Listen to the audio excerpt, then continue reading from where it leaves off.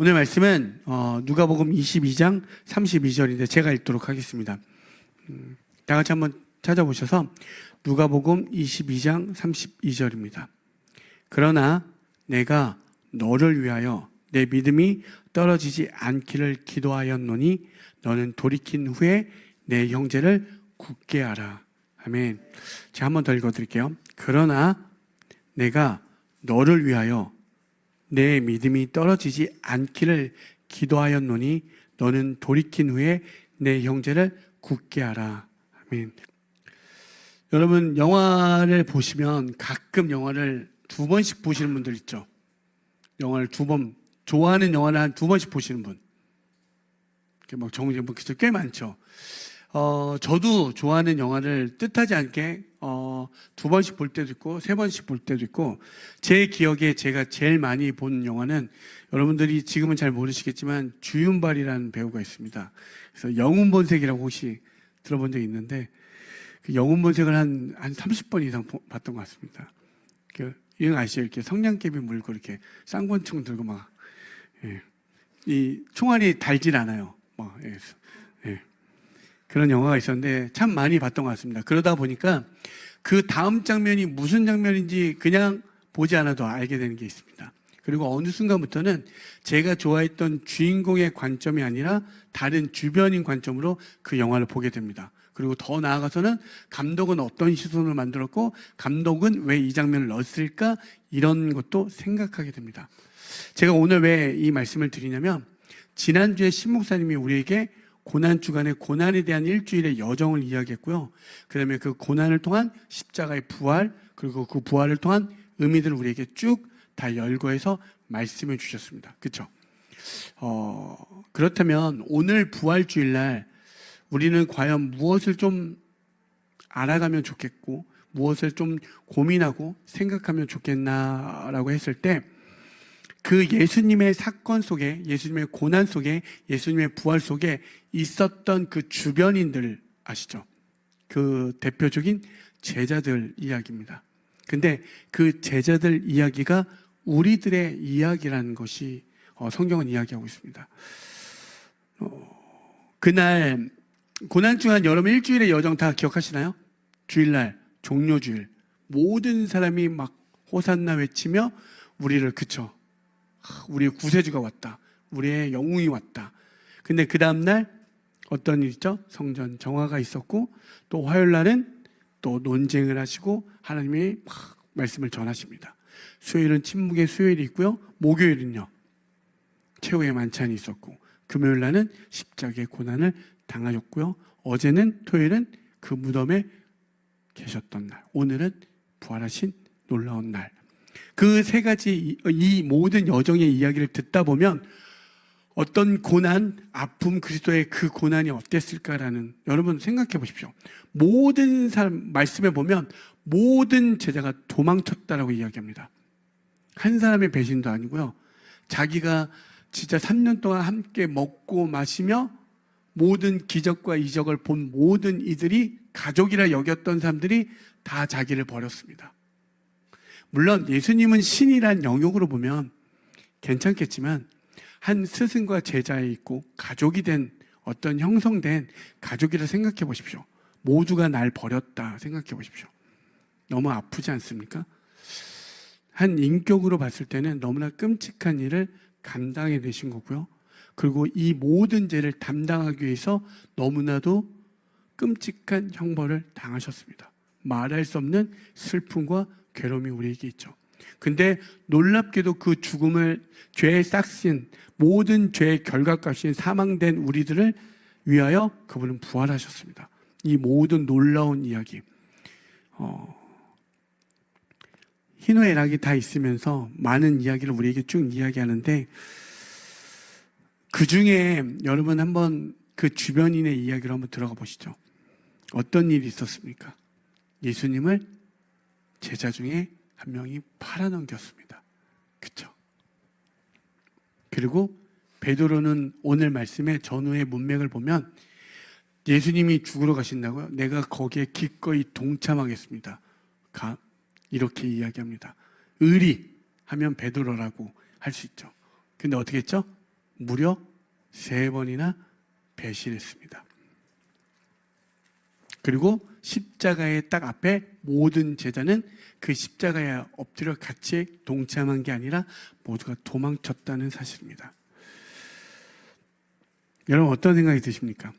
만약에 스승이라고 생각하고 모든 선생님 중에 선생님이라면 예수님을 이야기할 수 있고 완전하고 최고인데 제자들은 어떻죠? 이런 말하기 그렇지만 쓰레기죠. 네, 쓰레기입니다. 그러면 어떤 생각이 드십니까, 여러분? 참 제자들 못됐다. 어떻게 예수님이 그런 기적과 이적을 행하고 이렇게 끝까지 모든 걸 내어주셨음에도 불구하고 어떻게 제자들은 그렇지? 이런 생각이 들지 않습니까? 모든 계산을 자기 중심적으로 해보면 그렇게 되어 있습니다. 그렇죠? 그런데 성경은 그렇게 이야기하지 않습니다. 여기를 통해서 우리에게 목도시키는 게 무엇이냐면 모든 인간은 자기 중심적이라는 얘기입니다. 자기 계산적이라고. 여러분 누가 아니라 우리가 나는 아닐 거라고 하는 분들 있죠. 그게 아니라 십자가 앞에 우리는 그렇게 계산하여 다 도망갈 수 없는 존재임을 이야기하는 거예요. 어느 누구도. 지금 이야기가 예수님이 지금 이 이야기는 예고편처럼 얘기하는 거예요. 내가 너를 위하여 베드로를 향해서 이야기해요. 너가 날 배신할 줄 아는데 너의 믿음이 떨어지지 않길 중보하겠다라고 이야기해요. 그리고 너를 돌이킨 다음에 굳건히 세우겠다라고 이야기합니다. 배신할 줄도 알고 나에게 아픔을 줄지도 알지만 그 모든 걸 끌어안아 너를 세워주겠다고.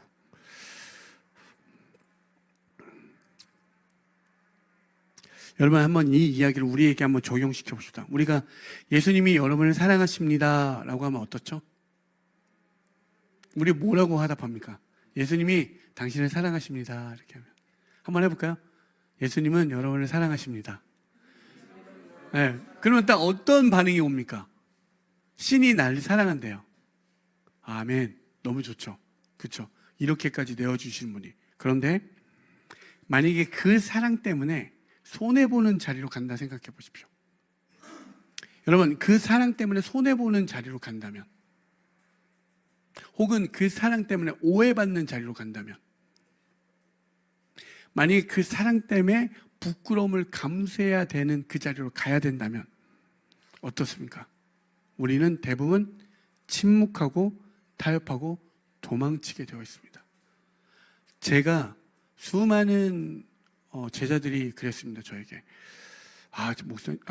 교수님 제가 잘 되면요 모두 해드리고요 정말 그 말만 들은 게 수백 명입니다. 수백 명.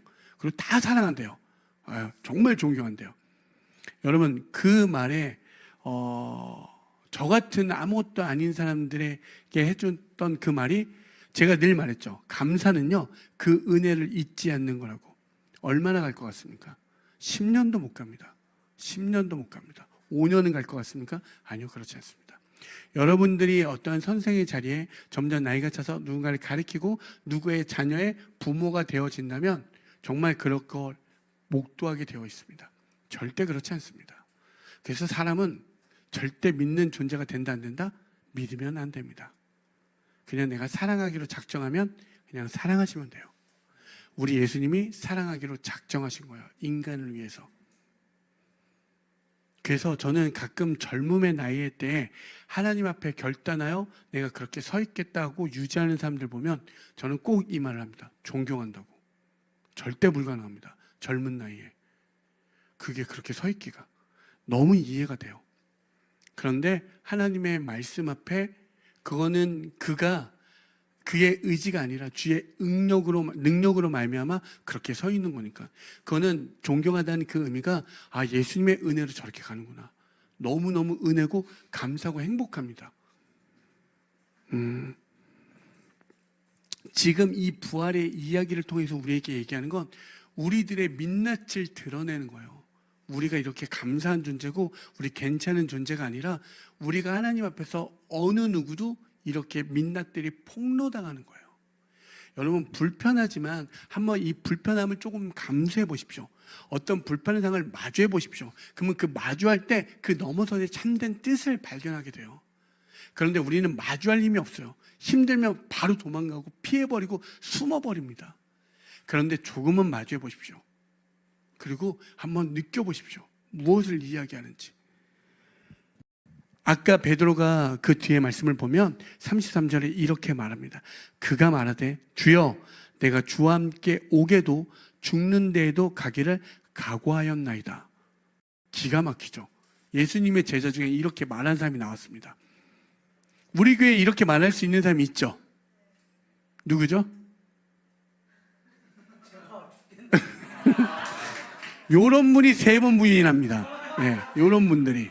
아니, 제가 말씀드리는 게 이분들을 그런 인간들이 취급하는 게 아니라 인간들이 다 그렇다고요. 사람들이. 결국엔. 베드로가 이때는 마음은 우리가 다 그러죠. 그때는 나 진심이었어. 우리가 이렇게, 그러니까 그때는 다 진심이래요. 지금 베드로도 이때는 진심 아니었겠습니까? 십자가 전에는. 제가 볼 때는 진심이었어요. 저는 이 사람이 너무 좋대요. 끝까지 사랑한대요. 근데 얼마 못 가서 그때는 가짜였대요. 이 사람이 진짜였대요. 그런데 그게 진짜인 줄 그런데 또 아니래요. 근데 또 진짜래요. 이걸요, 여러분 한번 생각해 보죠. 여러분들은 지금 주변인들 몇 명을 만나는지 모르겠지만 저는 한 학기에 일단 한 200명 이상씩은 만납니다. 그러면 이런 일들을 매일 반복하다 보면 사람만 많이 만나도요, 일반적 통계가 그냥 제 머릿속에 나오게 됩니다. 근데 예수님은 다 아시잖아요. 우리의 각오, 우리의 의지가 얼마 못 갑니다. 정말 대단할 것 같지만 못 갑니다. 그래서 끝없이 우리가 십자가 앞에 나아가요. 교회 오는 게 우리가 막 충만해서 오는 게 아니라 우리가 그럴 수 없음에 같이 모여서 그가 만난 하나님, 그가 만난 하나님을 자꾸 발견하는 거예요. 내가 일주일 동안 힘들어 지쳐 있는데 그가 만난 하나님을 통하여 역시 우리 하나님의 크신 그 그림들을 계속 발견해가는 거예요. 이해되시나요? 그런 우리의 민낯이 폭로되고 그렇게 결단했지만 아님을 알게 됐잖아요. 그런 은혜 속에서 인간의 민낯이 폭로될 때 어떻게 우리 이렇게 몰고 가지? 그게 아니라 그러나 내가 너를 위하여 이렇게 이야기합니다. 누가? 예수님이. 그러나 다 알아. 너가 그러는 거 알고 내가 그러는 거 알고 마이크 잡은 나도 알고 우리 모두 그러는 거 다 알아. 그러나 내가 너희를 위하여 이렇게 이야기해요. 이제 시작이에요. 진짜 부활의 참된 메시지가 여기에 있어요.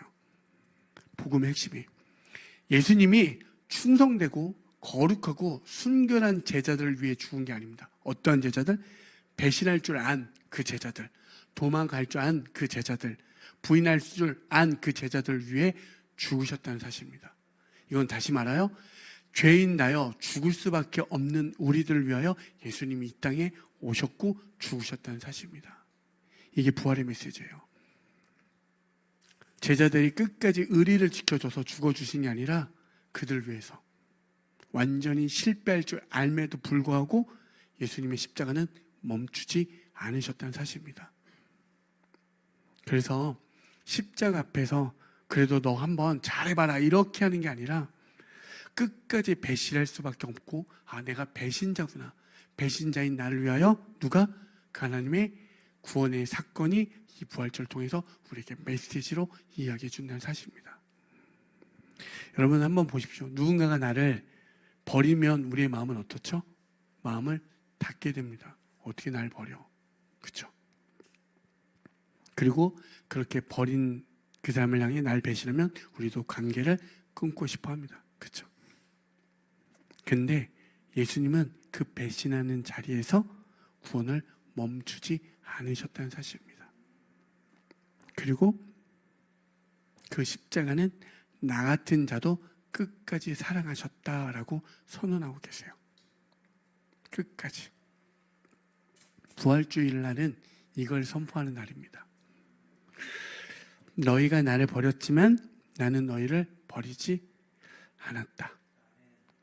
너희가 도망갔지만 나는 너희를 다시 찾으러 왔다. 너희가 실패했지만 나의 사랑과 구원은 실패하지 않았다. 이렇게. 그런데 우리들 마음에 그런 게 있어요. 교회를 오래 다니다 보면 하나님, 난 이미 많이 무너졌는데 하나님 많이 실망하시지 않으셨어요? 미안한 마음이 드는 분도 계십니다. 그리고 같은 죄를 이렇게 많이 졌는데 무슨 낯으로 제가 예배를 드립니까? 이런 어떤 좋게 말하면 성찰의 의미 속에서 주님과 자연스럽게 멀어지는 경우가 있습니다. 여러분, 예수님이 너희가 무너지지 않을 거라 여겨서 사랑한 게 아니라 무너지실 걸 알고서도 우리를 사랑하셨던 사실입니다. 단순히 제가 여러분들을 위로하고자 하는 게 아니라 그냥 위로를 넘어서서 아버지의 마음이 이렇다라고 그 마음과 진심과 그 의미를 우리에게 전해드리려고 하는 거예요. 저 같은 인간도 그렇게 하실 줄 알고도 그러나 내가 병식아 너를 위하여 이렇게 이야기해요. 공동체 안에서도 여러분 우리가 사람 때문에 많이 실망하고 상처받고 마음을 닫을 때가 있습니다. 근데 예수님은 자신을 배신한 자들에게조차 사랑을 거두지 않으셨습니다. 그래서 복음은 단순히 내가 용서받았다라는 걸로 끝나지 않고 나를 그 은혜 가운데 굳건히 다시 세우는 능력으로 이어져 가게 합니다. 그래서 오늘 말씀을 다시 한번 보면 그러나 내가 너를 위하여 내 믿음이 떨어지지 않기를 기도하였노니 너는 돌이킨 후에 내 형제를 굳게 하라 라고 되어 있습니다. 은혜 아닙니까? 그래서 은혜를 안다는 건 나는 천국 간다는 그냥 안도감으로 끝나는 게 아니라 부활은 그냥 용서하는 데서 끝나는 게 아니라 어떻게 우리를 완전히 새롭게 만든다는 사건입니다. 새로운 사람으로. 여러분도 다 아시지만 자신을 부인했던 베드로에게 예수님이 부활하신 후에 찾아갑니다. 그리고 똑같은 그 장면, 불에서 예수님을 배반했던 그 장면처럼 이제 그 화로에서 조반을 준비하며 베드로를 부릅니다. 나를 사랑하니 내 양을 먹이라. 그걸 3차례 반복하며 그에게 다시 그를 일으켜 세우시는 장면으로 들어갑니다. 그리고 그에게 다시 회복 후에 사명을 맡기시죠. 이제 너가 나의 일을 감당해 주렴. 너가 누군가를 위하여 대신 사랑해 주렴. 너가 누군가를 위하여 그 대신 십자가를 짊어지어 주렴. 이렇게 이야기해요.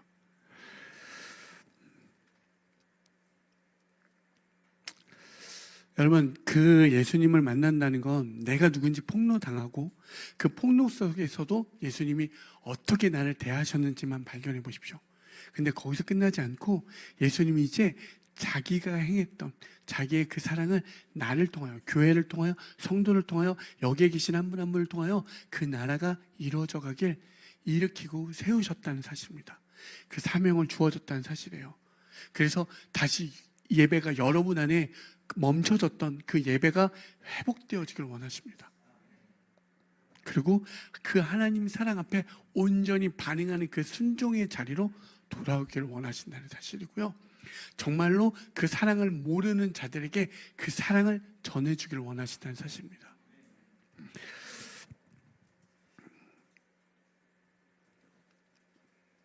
그래서 여러분 우리 무조건 이제 배신하면 안 돼. 막 이런 결단 있죠. 수도 없이 결단하지만 무너지잖아요. 그게 아니라 아까도 말했던 그 부활하신 주님을 만나기 전에 내 힘으로 할 수 없음을 발견하십시오. 제가 우리를 무력하게 만드는 게 아니라 그 십자가 앞에 우리가 아무것도 할 수 없음을 발견하셔서 십자가를 붙들어 나아가셔야 돼요. 그리고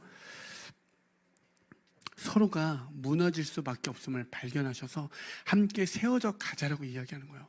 우리가 이럴 수밖에 없지만 오늘 다 누워 있는데 어떤 한 사람이 일으켜 있으면 그 사람을 향을 붙잡고 나아가시면 돼요. 교회 공동체는 늘 말씀드리지만 어떠한 기준이 없는 혼돈된 세상의 속에서 그들이 모여 예수라는 참된 진리로 세워져 가는 거예요. 여러분, 어떤 게 선, 악이 없습니다. 어떤 것도 한번 조금만 들어가 보면 어떤 게 옳다, 그르다 말할 수 없는, 차라리 흑암인 건 어둡다라고 여겨지고 빛을 향해 달려가면 쫓아가고 그것을 생각하면 계속 그것을 열망하고 갈망하며 나아가면 되는데, 더 무서운 건 혼돈이에요. 도대체 어떤 게 진리인지 어떤 게 진짜인지 가짜인지 도무지 구별되지 않는 이 혼돈된 세상 가운데 딱 한 번 예수 그리스도를 이야기해요. 예수님은 진리된. 그래서 여러분, 혼돈된 우리들이 모여, 그래서 교회는 모두가 어지러운 이 질서 속에서 질서를 찾아가고 비진리 속에서 진리를 찾아가는 거예요. 누구로? 예수 그리스도로. 우리 모두가 답이 안 되는구나, 그걸 발견하십시오. 근데 예수를 만난 자는 반드시 그 예수의 그 사랑과 은혜가 흘러갑니다. 그분을 향해 한 명 한 명이 일어난다면, 여러분, 정말 예수는 모든 열방을 구원하셨잖아요.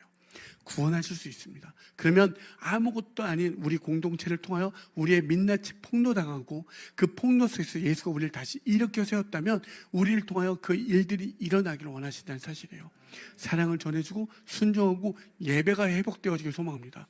오늘도 찬양하지만 여러분, 정말 마음을 다하여 가사를 묵상해 보십시오. 곱 씹어 보시고 또 씹어 보십시오. 그러면 거기에서 말할 수 없는 은혜들이, 말씀이 우리를 이끌고 가요. 여러분, 이게 회복되어져야 되지 않겠습니까? 이게 부활의 의미입니다. 그렇게 그 은혜 가운데 붙잡고 가시는 저와 여러분이 되어지길 소망합니다. 그래서 여러분, 나는 이런 때, 나는 이 모양 이 꼴인데, 아니요, 다시 그 십자가가 여러분을 향해 있다면 괜찮습니다. 단순한, 다시 말씀드리지만 위로하고자 말하는 게 아니라 그런 우리들입니다. 그런 우리들이 예수로 다시 회복시켜 주시고 일으켜 세우신다는 사실입니다. 오늘 말씀도 예수님이 다 경험하고 이야기한 게 아니라 경험 전에 앞으로 있을 일을 우리에게 얘기해요. 그러나 내가 너를 위하여, 그러나 내가 너를 위하여 중보하겠다 말씀하십니다. 그리고 일으켜 세우시겠다 이야기해요. 여러분, 은혜 아닙니까? 예수님이 여러분의 정말 나침반 되시고 이정표 되시고 진리 되셔서 그 예수를 붙잡고 나아가셔서 참된 부활의 의미에 동참하셨으면 좋겠습니다. 그래서 오늘 우리가 빵을 떼고 어떤 이렇게 포도주스를 마시는 모든 이유는 그리스도의 피와 그리스도의 살, 그 찢김, 그리스도의 피가 우리를 회복되었음을, 그 언약을 기념하고 동참하는 자리라는 걸 기억하셨으면 좋겠습니다.